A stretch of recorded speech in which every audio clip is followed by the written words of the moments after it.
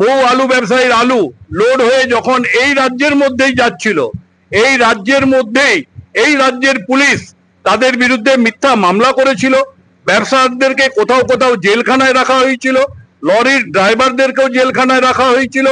আমরা সেই সমস্ত পুলিশ অফিসারদের বিরুদ্ধেও তদন্তের দাবি করছি। যারা যারা এই পুলিশ অফিসার যারা বাংলার তৎকালীন ব্যবসাদার এবং লরি মালিকদেরকে হয়রান করেছিলেন, যেন তাদেরও শাস্তি হয়, যাতে ভবিষ্যতে কখনো কোনো পুলিশ অফিসার কোনো ব্যবসায়ী এবং আলু ব্যবসাদারদেরকে লরি মালিকদেরকে হেনস্থা না করতে পারে।